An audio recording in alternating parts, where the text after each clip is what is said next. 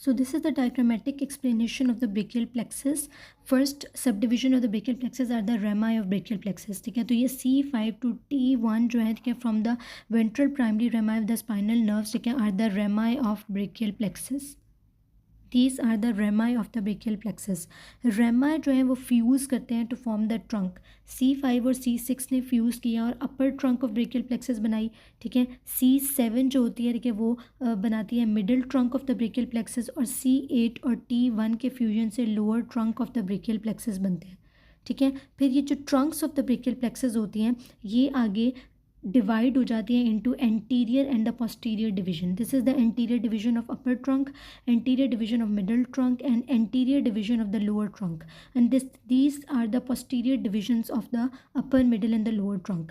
तो posterior divisions of the upper middle and the lower trunk जो है वो फ्यूज़ करती हैं और वो बना देती हैं posterior cord of brachial plexus. Anterior division of the upper और मिडल ट्रंक मिलके बनाएंगे lateral cord of brachial plexus, और जो लोअर ट्रंक होती है, ठीक है, उसकी एंटीरियर डिवीजन कंटिन्यू हो जाती है in the form of medial cord of brachial plexus. तो यहाँ हम कॉर्ड्स तक पहुँच गए कि हमारे पास कॉर्ड्स और ब्रेकियल प्लेक्सस जो है वो कैसे बन रही होती हैं. कॉर्ड्स और ब्रेकियल प्लेक्सस के बाद हमारे पास टर्मिनल ब्रांचेस आ जाती हैं. मस्कुलोक्यूटेनियस नर्व जो है वो lateral cord of brachial plexus से राइज कर रही है. ठीक है, और lateral root of median nerve और medial root of median nerve जो है वो मिलकर बनाती हैं आपके पास मीडियन नर्व. ठीक है, so this is median nerve. ठीक है, उसके बाद जो हमारे पास लोअर ट्रंक होता है, ठीक है, lower trunk of brachial plexus वो बना देता है अल्नर नर्व के तौर पे. नहीं, यानी जो medial cord of brachial plexus होती है वो अल्नर नर्व के आगे कंटिन्यू हो जाती है, और जो हमारे पास एक्सिलरी नर्व और रेडियल नर्व होती हैं वो posterior cord of brachial plexus से अराइज करती हैं.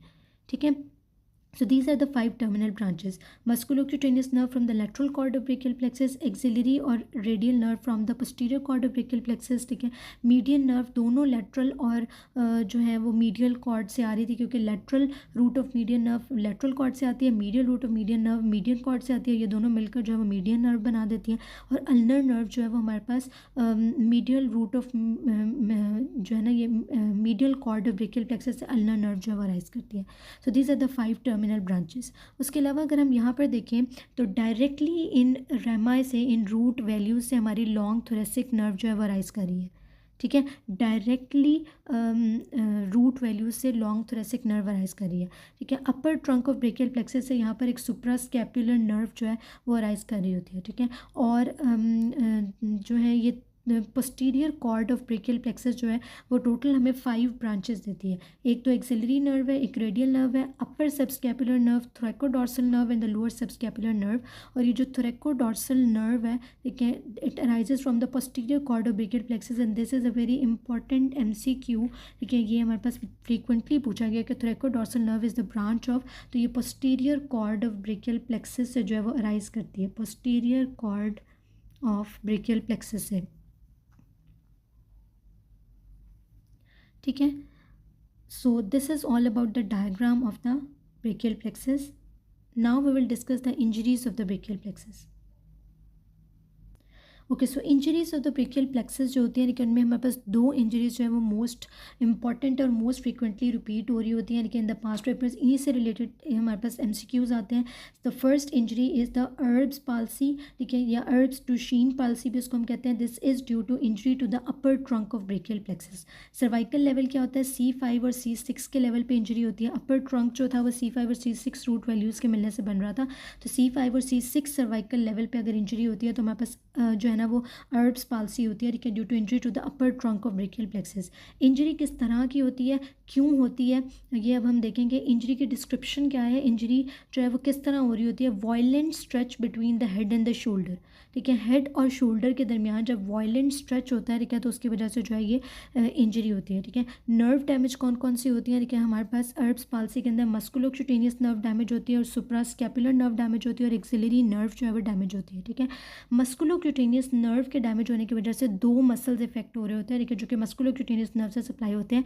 बाइसेप्स ब्रेकियाई मसल और ब्रेकियालिस मसल जो है ये 2 मसल्स इफेक्ट होते हैं. ठीक है, और क्लिनिकल साइंस हमारे पास क्या होते हैं, क्लिनिकल साइन हमारे पास आ जाता है कि बाइसेप्स ब्रेकियाई मसल जो होता है वो बेसिकली हमारे आर्म के सुपिनेशन करा रहा होता है. जिस वक्त हमारे पास सुपिनेशन नहीं होगी तो हमारा जो हैंड होता है वो क्या हो जाता है, प्रोनेटेड हो जाता है. ठीक है। तो इनकी वजह से तो हैंड प्रोनेटेड हो जाएगा। सेकेंड जो हमारी नर्व थी वो सुप्रास्कैपुलर नर्व थी।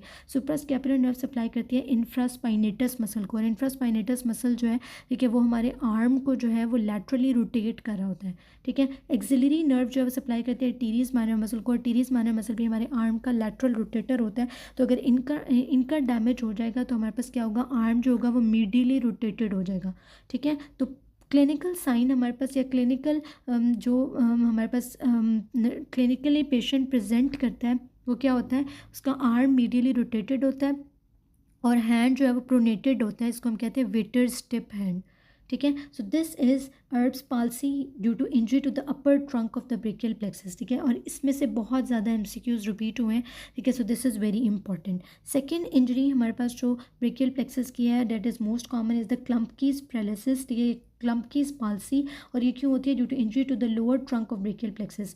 Lower trunk of brachial plexus की रूट वैल्यू क्या होती है, C8T1 सर्वाइकल लेवल पे इंजरी होगी। इंजरी की डिस्क्रिप्शन क्या है, due to sudden pull upward of the arm, और मोस्ट कॉमनली, ठीक है, जब हम डिलीवरी की बात करते हैं तो during the delivery of the baby के अंदर जो है क्लम्पकीज पाल्सी बहुत ज़्यादा कॉमन होती है, क्योंकि उसको स्ट्रेच कर किया जाता है, देखिए पुल किया जाता है उसके आर्म को बाहर निकालने के लिए, तो उसमें क्लम्पकीज पैरालिसिस जो है वो कॉमन होता है, ठीक है। इसमें कौन सी नर्व आपकी डैमेज होती है, इसमें मीडियन और अल्नर नर्व जो है वो इन्वॉल्व होते हैं, ठीक है। तो क्योंकि अल्नर नर्व आपके small muscles of the hands को सप्लाई कर रही होती है, तो muscles of the hand effect होंगे और रिस्ट के मसल्स इफेक्ट होंगे मीडियन नर्व के इन्वॉल्वमेंट की वजह से। तो हमारे पास क्लिनिकल साइन क्या होगा, loss of function of the hand and the wrist होगा, ठीक है। तो पेशेंट हमारे पास प्रेजेंट करेगा कि he is unable to perform any function of the hands and the wrist. So these two are the most important and the most frequent asked injuries about the brachial plexus. I hope this is clear. Thank you very much.